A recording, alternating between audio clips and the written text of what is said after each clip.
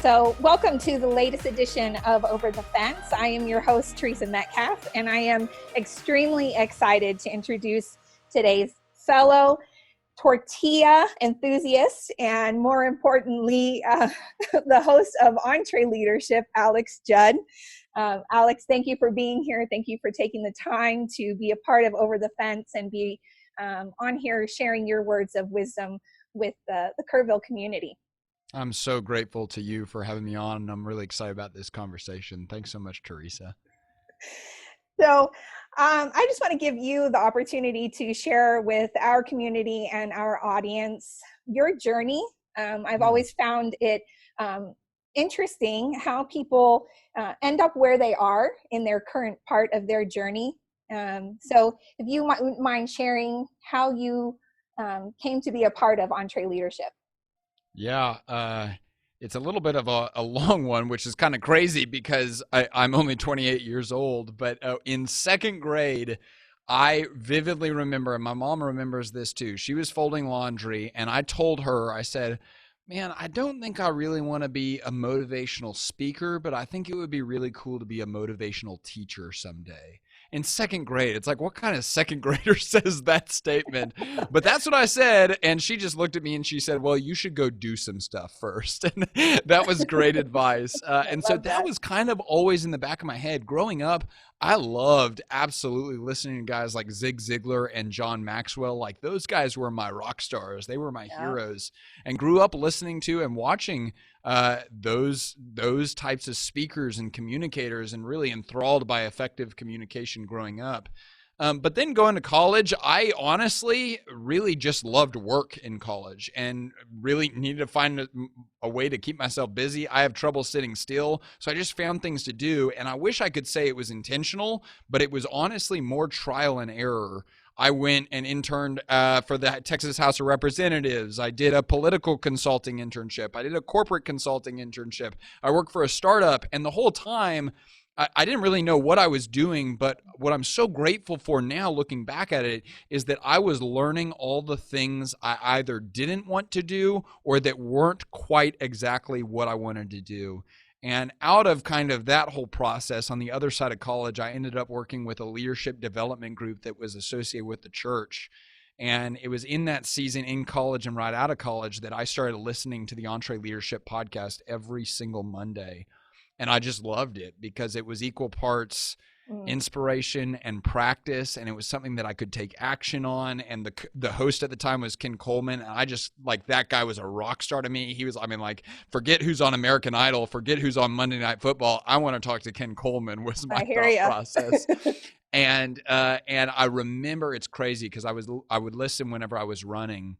I remember the street corner I was standing at because there was a red light. Or there was a red light at the crosswalk and I couldn't cross, and thank goodness, because otherwise I don't know that I would have had this thought. And I was listening to Ken interview the CEO of Southwest Airlines, and I just thought to myself, man, that EntreLeadership place, that would be a cool place to work one day. And now what I tell people is 14 interviews later, here we are, and I've been here for 4 years, and I just absolutely am super grateful for what I get to do, and I love doing it. You've done some stuff. I guess that's fair to say. Yeah, or I've been present as stuff was being done. One of the two. Oh, I love that. I love that. So, I think about, again, I think about those journeys, and you brought up running, and I know sometimes we come up with some of those wonderful and crazy inspiration ideas. And I know you're an avid runner. And triathlete. And I think that's amazing, because I think that you get such perspective in the midst of that training. And I think it kind of brings you to a point of an attitude, maybe, in how you look at the world. I think training is pretty crucial. And I think you can kind of interpret that or bring that into all sorts of different aspects of your life. My husband and I love to walk here in Kerrville, and I love it. Hey, walking in Kerrville is no easy task, considering how hot it gets there and how hilly it is there. So that's pretty impressive. We're blessed with our nature trail, which gives us a lot of shade too. But one of the things that we love to do is listen to podcasts. We opt for those podcasts over music. And we end up walking for a lot longer than we would normally do, just because we get rarely engaged in those podcasts, and they lead to all kinds of conversations. But getting back to that running and that training, I know you're a business coach, and so that provides you the opportunity to help a lot of individuals in their pursuits. How is that translated into your business coaching? That's a good question. I always tell people that I think that I enjoy running, not really so much because I just love running, the act of running. I enjoy running primarily because of what it teaches me and what I've learned about running, but honestly about endurance sports in general, is that when you go further than you thought you could go, you learn lessons you didn't even know you could learn. I love that. And I think that has truly been my experience. The one that stands out, there's been so many lessons that absolutely apply to the business and leadership arena that I use daily for myself, but then also that I get to talk with business owners and business leaders about. But the one that stands out as most relevant for the season that we're in right now is probably a lesson that I learned. I think it was about my fourth marathon. I've done 21 now, but Wow. It was my fourth marathon. Sometimes I say, like, what the heck am I doing? I need some place to spend my free time. What am I doing with my life? But it was my fourth one. I had done my first three.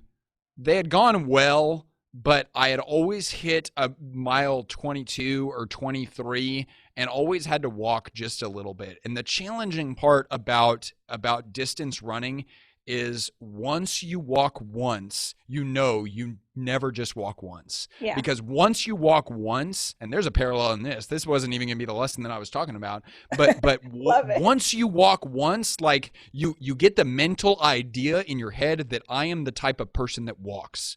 And then it's like, man, now mile 23 you're walking, now 24 you're walking, now 25 you're walking, and it's just like you set a standard for yourself where you are a person that walks and you live into that standard. So I guess that's one lesson, but really where I was going with that is that all changed for me on marathon number 4. And there was one specific thing that I did different on marathon number 4 that changed the way I was able to experience and ultimately run my race. That time, it resulted in a PR that time, and it has been a strategy that I have applied every single time since. And that's that I stand at the starting line that morning, and typically it's a little bit cold because a lot of times marathons are in the fall or early spring, right? And it's a little bit cold and you're chilly and you've got all these people kind of quiet intensity, getting ready for the race, getting ready for the starting line.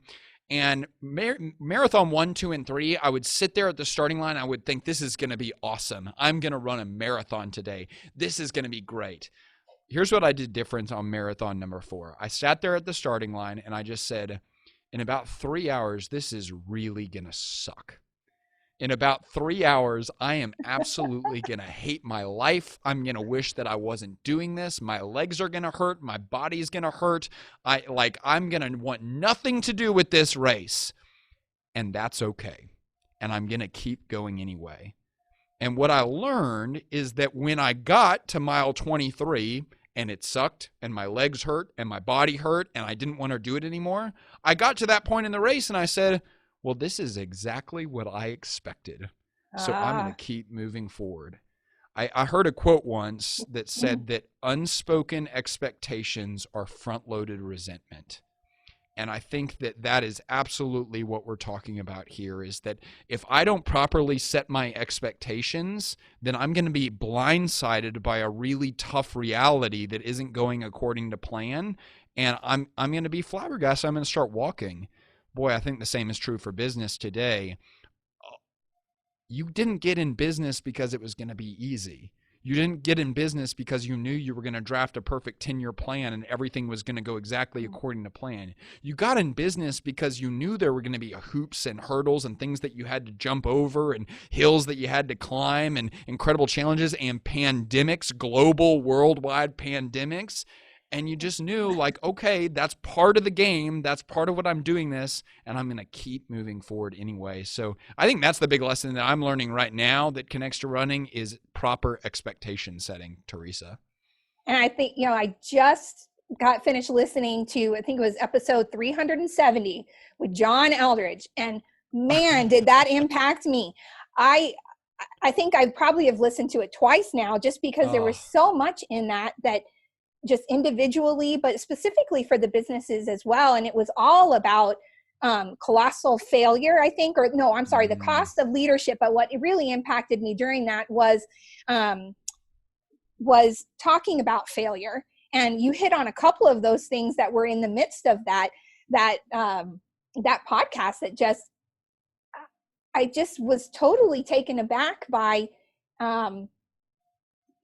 talking about how you need to set your expectations, and how if you're not setting those expectations realistically, how you're probably going to have some obstacles or some challenges that you were not really ready to face. And the other really big one that I took away from that was how our leadership during this period of time, how they might be dealing with this in a perspective that the majority of people are not really understanding or seeing. And for me, I thought, wow, I didn't realize maybe how lonely leadership can be until I listened to this. And the other one was that sometimes how we walk around and we might think about how too much of our self-worth is tied up in our roles, and how some of those businesses those business owners that are struggling during this period of time, how some of them might be closing right now. And so much of their self-worth and so much of their those expectations were tied up within that business. So I would just encourage, if people have not listened to that episode, it could not have been timed better, and it could not be more impactful during this specific time. Right. Well, and quite frankly, Teresa, I saw that as a God thing whenever we recorded, because when we recorded it, coronavirus wasn't even a conversation. Like, we weren't even talking about coronavirus at that time. And then we looked up to release it, I think 4 or 5 weeks later, and it was like we're seeing the economy shut down. We're seeing businesses shut down. We're seeing everything getting canceled. We're seeing people freaking out. And we've got a podcast episode scheduled to come out called The Cost of Leadership. And it was like, holy cow. And the thing, too, that I think makes those principles are so powerful, and I totally agree with you. It was one of the most personally impactful conversations I've had as host of that program. But I think what magnifies the power of those principles is just the person that John Eldredge is. Yes. He just has a way about him that is so relatable, that is so down to earth, that is so vulnerable and transparent. It just made that conversation an absolute blast. Well, I think you just touched on so many of the things that I was going to ask you about as far as quality of leadership. And again, so many things that came out of that. And, the other part I wanted to talk to you about is, you've had so many of those opportunities to talk to people, so many different entrepreneurs and leaders across the United States, and so many different business owners and authors, and leaders within our military. I mean, the list just is absolutely incredible. We could run multiple marathons listening to your podcast, which are phenomenal. I could just keep going. So, and you just kind of answered my next question for you, which was some of those things that have come out of that for you as being personally impactful. One of the things he did talk about in there was kind of what is a definition of success. So if all of this were to go away tomorrow, he brought that point up. If all of your work and effort and what you would consider that defines you, if all of that were to go away tomorrow, what would you consider a success? Man, that's a great question, Teresa. Gosh, you're making me think back. It was probably about 2 or 3 years ago. I just got on this kick where I said I really love talking to people that I don't know that well and asking them intentional questions. And this was before the podcast thing was even a blip on my radar. I wasn't the host of the EntreLeadership podcast at this time, or any podcast for that matter. But I just loved asking intentional questions, and I've always loved connecting with people and getting to learn their background. And so I set a goal for myself. I think it was in February of this particular year. I said, I'm going to sit down with 17 people in the month of February. And I sat down with 17 people. Some of them were people that I was Facebook friends from high school. Some of them were people I had never met before. Some of them were business owners that were clients. Some of them were people that I work with. Like, it was this huge spectrum, because I just put it on Facebook and I said, I want to have intentional conversations with 17 people. Love that. It's crazy. Some of these conversations went for 3.5 hours. And I just told them, every time we sat down, I said, I've got 3 objectives for this conversation. I want to learn from your perspective. I want to get to know your story, and I want to get past surface level as fast as possible. Learn from your perspective, get to know your story, and get past surface level as fast as possible. Crazy how if you set up that framework, people are down. Like, people will actually go with you where you want to take them. It was amazing. But one of the questions that I asked every single person out of the 17 that I talked to was, what is your definition of success? It's the question that you just asked me. And I was shocked at how many people really struggled with their answer to that question. Because they were all pursuing quote unquote success, right? And they were high performing individuals, the people that I was talking to, and they were people that I knew were running really hard, were working really hard. They weren't just sitting on the couch at home eating bonbons and watching Netflix all day, right? Like, these were people that were pursuing something. But then I asked them the question, essentially, what are you pursuing? How do you define success? And they'd sit there and they couldn't answer the question. And then I was even more shocked at how many of the people answered the question with some form or fashion of the word happiness. And I just, that really scares me, because happiness is super circumstantial. Yeah. Right? Like, happiness depends on pandemics a lot of times. Happiness depends on the economy sometimes. Happiness depends on our health sometimes. And a lot of those things are out of our control. So it's like, man, if that's how we define success, as things that aren't our control, that just didn't resonate with me a ton. But I'll never forget, it was with a guy that it has been and continues to be a tremendous mentor of mine. His name is Dan, and he's in Austin, Texas. And I asked him that question, and he didn't have to think for one moment. He literally had the answer the minute I asked the question. I said, Dan, how do you define success? And he said, did I do what God said? Love that answer.